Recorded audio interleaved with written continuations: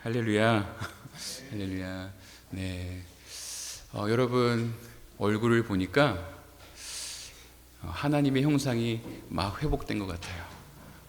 갑자기 제가 뜬금없이 왜 이야기를 하냐고요. 지난주에 우리 나눴던 말씀이에요. 하나님의 형상을 회복하는 것, 그 이야기 나눴는데 여러분의 얼굴이 보니까 형상이 많이 다는 아닌 것 같은데 많이 회복된 것 같아요. 그렇죠? 우리 옆에 분하고 인사하겠습니다. 보기 좋습니다. 네, 네, 보기 좋죠. 보기 안 좋으신가 본데요. 네, 하나님의 형상이 계속해서 우리 안에 회복되어져 가기를 주님의 이름으로 축복합니다. 그래서 오늘 본문은 우리가 여러분 다 아시겠지만 죄가 이 세상에 어떻게 들어왔는지 보여주는 말씀이에요. 그래서 오늘은 타락에 대해서 한번 우리가 본문을 가지고 한번 생각해 보는 시간을 갖도록 하겠습니다. 여러분 카지노 좋아하시나요? 좋아하시는 분 한 몇 분 계시는 것 같은데, 예, 저도 이게 그 라스베가스에 갔을 때 이 호텔이 다 이 카지노가 있더라고요. 그래서 이렇게 지나갔던 그런 기억이 있는데, 예, 하고 싶은 마음이 막 이렇게 생기더라고요. 거기를 지나가서 이제 객실로 들어가니까. 네, 어쨌든 카지노를 보면은 두 가지 특징이 있다고 해요. 하나, 창문이 없고요. 또 시계가 없다라고 합니다. 그래서 여러분 창문과 시계가 없는 이유가 무엇일까요? 다 알겠지만 낮인지 밤인지 구분하지 못하고 그냥 그 카지노 거기에 그 도박에 집중하게 하려는 그런 게 있는 것이죠. 생각해 보면 여러분 이게 굉장히 무서운 거예요. 왜냐하면 어떻게 보면 나를 통제할 수 있는 나를 통제할 수 있는 그 경계를 없애는 것이기 때문에 그게 굉장히 무서운 것입니다. 여러분 한번 생각해 보세요. 우리가 살아가는 이 사회에서 이 경계가 없어지면 어떻게 될까요? 굉장히 위험해지는 거예요. 여러분 지금 봐도 그렇잖아요. 성별의 선이 무너졌어요. 그죠? 성별의 선이 무너졌어요. 굉장히 이 세상이 우습게 돌아가게 되는 것이죠. 굉장히 충격적으로. 또 멕시코 쪽에 장벽이 없으면 여러분 어떻게 돼요? 장벽이 없으면은 아무나 막 들어오게 되는 거예요. 그냥 범죄자인지 어떤 사람인지도 모르고 그냥 이 나라로 쏟아져 들어오게 되는 거예요. 그러니까 이 경계가 무너진다는 것은 굉장히 무서운 것입니다. 보더라인, 선이 굉장히 중요한 역할을 하는 거예요.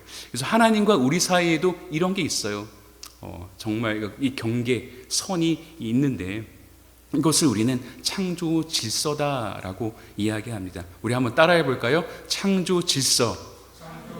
네. 그런데 이 창조 질서가 깨어졌을 때 어떤 일이 벌어지는지 오늘 본문에 나타나는 거예요. 우리 한번 같이 볼 텐데, 자, 선악과 사건을 우리가 너무 잘 알고 있잖아요. 이 선악과 사건을 다룰 때 우리가 생각해 봐야 될 굉장히 중요한 질문들이 있습니다.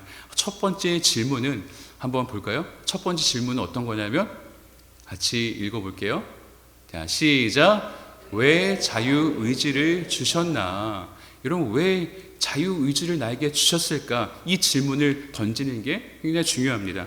우리 2절 말씀 다시 한번 같이 읽어볼까요? 2절 말씀 시작. 여자가 뱀에게 말하되 동산나무에 아멘. 자, 여자가 뭐라고 해요? 동산나무의 실과를 우리가 먹을 수는 있다라고 이야기하는 거예요. 이건 뭘 말하는 거예요? 나에게 자유가 있다는 거예요. 나에게 자유의지가 있어. 먹을 수 있으나. 그래서 그럼 우리 안에 이런 질문이 또 생길 수가 있어요. 하나님은 왜 우리에게 자유의지를 주셔서 지금 이렇게 우리가 고생하게 하시는 것일까? 그냥 아예 처음부터 선택권을 주지 마시고 그냥 못 먹게 하셨으면 될 걸 왜 이 자유의지라는 것을 주셔서 이렇게 고생하게 하시는가? 왜 선악과를 따먹게 하셨는가? 그런데 이 질문에 대답하려면 하나님이 우리를 왜 만드셨냐부터 우리가 생각을 해봐야 돼요. 하나님 우리를 왜 만드셨어요? 그냥 심심해서 만드셨어요? 아니요. 하나님 우리와 친밀한 관계를 맺기를 원하셨어요. 친밀한 관계를 누리기를 원하셨어요. 소통하기 위해서 만드셨어요. 그런데 우리가 누군가와 관계하기 위해서는 이런 공통점이 있어야 돼요.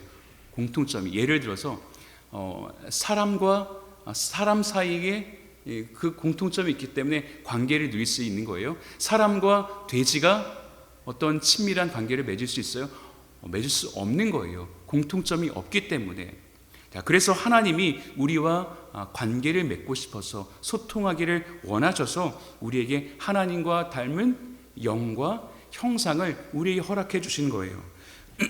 그래서 영과 형상이라는 공통점 안에서 인격적인 관계를 맺게 된 거예요. 그래서 인격적인 관계는 뭐가 있어야 되냐면은, 인격적인 관계는 지정의, 여러분 많이 들어보셨죠? 지정의가 있어야 되는 거예요. 그래서 지식과 감정과 의지를 같이 공유할 때에 그때 우리는 그런 친밀한 관계 가운데 나갈 수 있는 거예요. 우리 사람 사이에도 그렇잖아요. 이 지정의가 없으면은 굉장히 그 관계가 메마르고 굉장히 별로 좋은 관계를 맺을 수가 없는 거예요. 그래서 하나님과 우리가 관계를 누리려면 한쪽만 명령하고 한쪽은 그것에 따라서 사는 것이 아니라 양쪽이 같이 지식과 감정과 의지를 함께 공유하는 그것이 바로 인격적인 관계를 누리는 것이다 라고 우리가 말할 수가 있는 것입니다. 만약에 우리에게 자유의지가 없으면 우리는 뭐가 되냐면요, 그냥 로봇가 되는 거예요. 로봇가 되는 거예요. 하나님은 그래서 우리를 사랑하셨기 때문에 우리가 관계를 누리기를 원하셨어요. 우리가 자식들과 우리 가족들과 그런 관계를 누리기를 원하는 것처럼 똑같아요. 그래서 주신 것이 자유의지예요. 어떤 분들은 이렇게 이야기해요. 그럼 그 따먹는 순간에 하나님이 좀 막으셨으면 되는 거 아니냐고. 그런데 그거는 마치 우리를 로봇으로 만들면 되는 거 아니냐라고 하는 것과 똑같아요. 그래서 자유의지는 아무런 장애 없이 자유롭게 생각하고 선택할 수 있는 자유를 주신 거예요. 그러나 딱 한 가지 하나님께서 제한을 주신 것이 있는데, 다른 것은 다 먹어도 뭐만 먹지 말아라? 선악을 알게 하는 그 나무 열매는 먹지 말아라. 선악과는 먹지 말라고 하셨어요. 그래서 우리가 가진 자유의지는 절대적인 자유의지가 아니라 상대적인 자유의지예요. 절대적인 자유의지는 뭐예요? 뭐든지 다 할 수 있어요. 제한이 없어요. 상대적인 것은 부분적으로 쓸 수 있는 거예요. 그 자유의지를 우리에게 주신 거예요. 그래서 우리가 막 아무거나 할 수 있는 것이 아니라는 거예요. 그럼 두 번째 우리에게 질문이 또 있어요. 그럼 왜 선악과를 주셨나? 왜 선악과를 우리에게 주셨냐라는 것이죠. 우리 3절 말씀 다시 한번 같이 읽어보겠습니다. 시작. 동산 중앙에 있는 나무의 실과는 하나님의 말씀에 너희는 먹지도 말고 만지지도 말라. 너희가 죽을까 하노라 하셨느니라. 아멘. 여러분, 선악과를 먹지도 말고 만지지도 말라고 하셨어요. 그럼 우리의 질문은, 하나님 왜 선악과를 만드셨는가? 왜 선악과를 만드셨냐를 알려면 우리가 이 선악과가 무엇이냐라고 하는 그 질문부터 들어가야 합니다. 이 선악과는 그냥 단순히 선과 악을 알게 하는 그런 나무가 아니었습니다. 하나님과 인간의 관계를, 아까 전에 이야기했던 그 경계, 하나님과 우리 사이를 어떻게 구분하는 경계와 같았습니다. 왜 이것을 주셨냐면, 너는 하나님이 아니다라는 거예요. 너는 하나님이 아니라 너희는 피조물이다 라고 하는 것을 가르쳐주기 위해서였습니다. 우리 창세기 2장 16절 17절 말씀 같이 읽어볼까요? 창세기 2장 16절에서 17절 시작. 여호와 하나님이 그 사람에게 명하여 가라사대 동산 각종 나무의 실과는 내가 임의로 먹되 선악을 알게 하는 나무의 실과는 먹지 말라. 네가 먹는 날에는 정령 죽으리라 하시니라. 아멘. 하나님께서 사람에게 동산에 있는 모든 나무의 열매는 너희들이 먹어도 된다 그랬어요. 그런데 딱 한 가지, 선악을 알게 하는 나무는 못 먹는다. 왜냐하면 너희는 신이 아니기 때문이다. 하나님이면 여러분 다 할 수 있어요. 하고 싶은 대로 다 먹어도 돼요. 그러나 사람에게는 선악과를 먹지 못하는 그 제한이 있는 거예요. 딱 한 가지. 그래서 선악과는 단순히 열매만을 의미한 것이 아니라 하나님과 인간 관계에 선을 긋는, 경계를 긋는 그런 선이었다라는 거예요. 만약에 선악과가 없어서 모든 것을 다 먹을 수 있으면 우리는 뭐예요? 우리는 하나님이 되는 거예요. 우리는 신이 되는 거예요. 다 다스릴 수 있는 신이 되는 거예요. 그러나 하나님은 사람에게 이야기하시는 거예요. 너는 신이 아니다. 너는 하나님이 아니다. 너는 피조물이다. 다 할 수 있는데 먹을 수 없는 것이 딱 한 가지. 선악과는 너는 못 먹는다라는 거예요. 자, 그러면 우리 인간은 어때요? 선악과를 볼 때마다 우리가 다 할 수 있을 줄 알았는데 내가 저것은 못 하는구나. 내가 하고 싶은 대로 다 살다가 선악과를 보면서 이건 내 영역이 아니지. 저건 내가 못 하는 거지. 이거를 우리가 그 선악과를 볼 때마다 깨닫는 거예요. 나에게는 제한이 있구나. 나는 하나님이 아니라 나는 하나님이 만드신 피조물이구나. 이것을 깨닫게 되는 것이죠. 그래서 하나님께서 이 경계를 만드신 거예요. 지금 우리들도 마찬가지입니다. 지금 우리에게는 자유의지가 있습니다. 그래서 우리가 결정할 수 있는 자유가 있어요. 선택할 수 있는 자유가 있어요. 그런데 어떤 때는 우리가 막 계획하고 일을 진행할 때 하나님이 막으시는 때가 있어요. 그래서 우리는 이쪽으로 가려고 했는데 하나님 계속해서 다른 방향으로 우리를 끌고 가시는 그때를 우리가 삶에서 경험하잖아요. 다 결정해 놨는데, 이렇게 하려고 결정해 놨는데 하나님께서 다른 방향으로 갑자기 이끄실 때, 우리가 봤을 때 다 가진 것 같은 사람, 다 할 수 있을 것 같은 그런 사람도 그 안에 들여보다 보면 어때요? 다 연약함들이 있는 거예요. 할 수 없는 일들이 있고 고민이 다 있다라는 거예요. 왜 그래요? 우리는 신이 아니기 때문에. 나는 뭐예요? 피조물이에요. 네, 우리 옆에 분하고 인사하겠습니다. 당신은 피조물입니다. 네, 여러분 피조물. 우리는 피조물이에요. 우리는 하나님이 아니에요.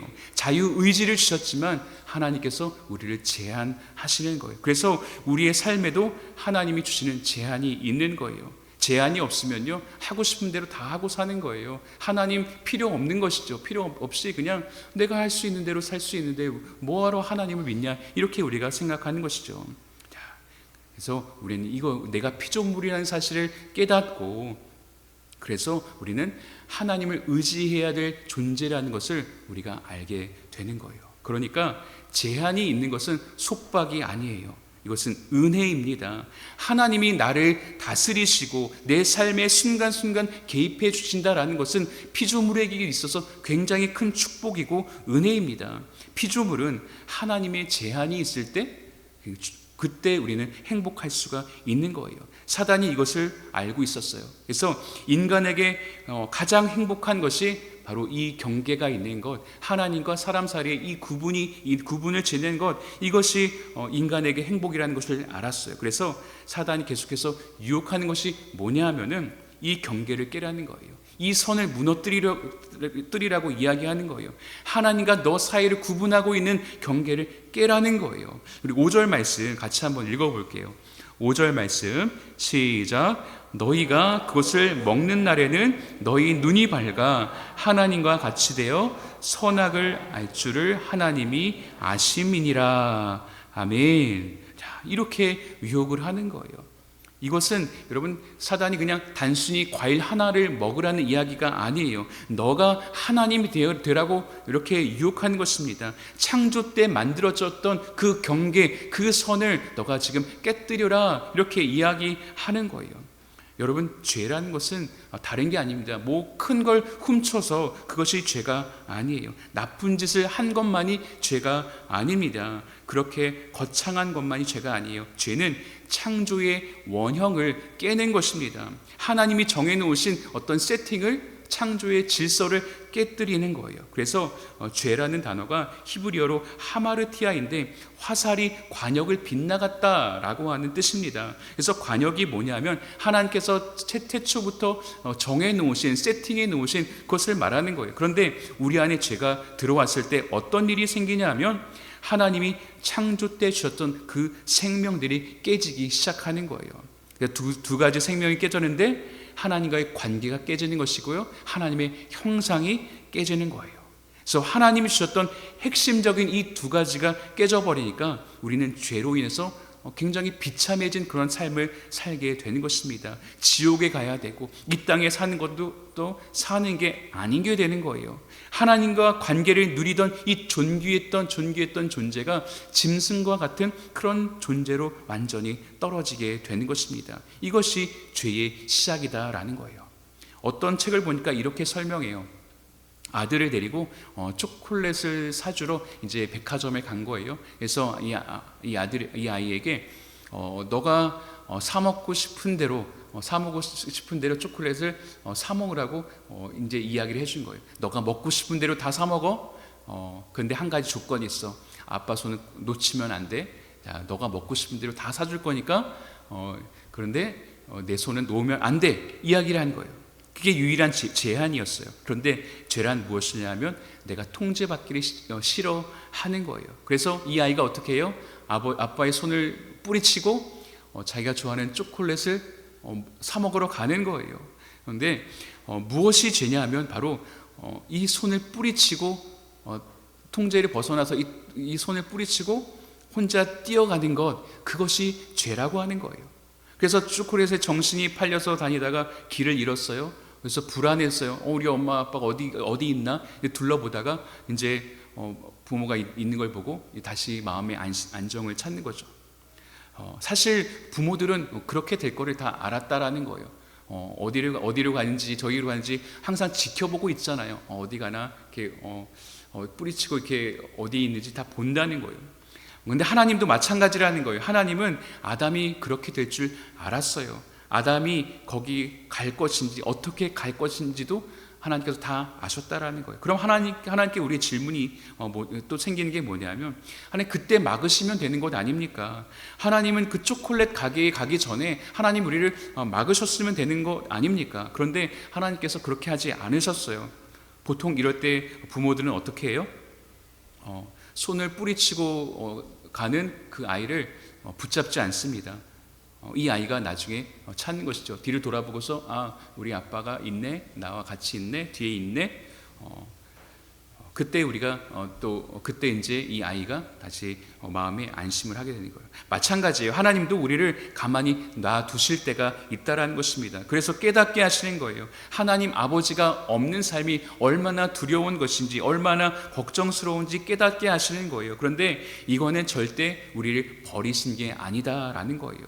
우리의 뒤를 그러니까 아이의 뒤를 졸졸 우리가 따라다니는 것처럼 하나님도 우리와 같이 계신다라는 거예요. 오늘 아담에게도 죄를 지어서 낭망하고 털썩 주저앉아 있던 그 자리에 오늘 하나님께서 3장 15절에 약속의 말씀을 주세요. 우리 함께 읽어볼게요. 3장 15절 말씀 시작. 내가 너로 여자와 원수가 되게 하고 내 후손도 여자의 후손과 원수가 되게 하리니 여자의 후손은 내 머리를 상하게 할 것이요 너는 그의 발꿈치를 상하게 할 것이니라 하시고. 아멘. 자, 뱀에게 하나님께서 선포하시는 거예요. 내가 너로 여자와 원수가 되게 하고, 그리고 너의 자손은 너의 후손은, 이건 뱀의 자손, 사단의 자손을 이야기하는 것이죠. 그 사단의 자손은 여자의 자손과 원수가 되게 하겠다. 그 여자의 자손이 누구예요? 하와를 통해서 낳고 하면서 결국엔 누가 오셨어요? 하나님의 아들이신 예수 그리스도. 그리고 예수 그리스도는 여러분 사단으로 인해서 십자가에서 조금의 발꿈치를 상하게 됐지만, 조금 상하게 됐지만 십자가에서 이를 다 이루셨고, 그 다음에 사단은 어떻게 됐어요? 사단은 그 사단의 머리를 밟는 거예요. 그 모든 저주와 그 모든 고통과 그 모든 지옥의 길을 우리 하나님께서 밟으신 거예요. 그리고 다시 한번 우리를 생명의 길로 인도해 주시는 것입니다.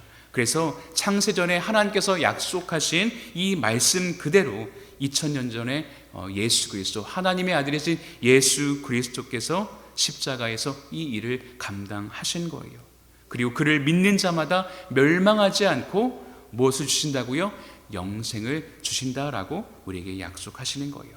그 약속대로 우리는 멸망하지 않고 예수 그리스도를 우리의 구주로 믿고 영원히 사는 이 영생 우리가 오늘도 누리며 살게 된 것입니다. 이것이 모든 타락의 스토리예요. 그래서 우리는 그 은혜 때문에 타락한 우리가 지금도 하나님의 은혜를 누리며 살 수 있게 되었습니다. 사랑하는 성도 여러분, 오늘 다시 한번 우리에게 주셨던 그 창조의 원형으로 돌아갈 수 있기를 바랍니다. 우리는 신이 아닙니다. 우리는 피조물입니다. 그래서 하나님이 주신 그 경계를 깨지 않는 은혜가 저와 여러분의 삶 가운데 있게 되기를 바랍니다. 그리고 우리는 피조물에게 허락해 주신 그 하나님의 은혜를 우리는 마음껏 누리며 살아가는 저와 여러분 되시기를 예수님의 이름으로 축원합니다. 같이 기도하겠습니다. 살아계신 하나님 아버지 감사합니다. 하나님, 우리에게 경계를 주신 것, 우리에게 선을 주신 것은 하나님 우리를 올가매려고 한 것이 아니라 하나님 그것이 우리에게 오히려 은혜가 되고 우리에게 오히려 축복이 되는 것을 우리가 다시 한번 기억합니다. 하나님, 우리의 삶 가운데에 그 선을 넘지 않는 지혜가 우리에게 있게 해 주시옵시고, 우리에게 허락해 주신 하나님 진정한 자유를 하나님의 그 틀 안에서 우리가 누리며 하나님 주시는 그 행복을 우리가 삶 속에서 날마다 누리며 살게 하여 주시옵소서. 감사드리며 예수님의 이름으로 기도하옵나이다. 아멘.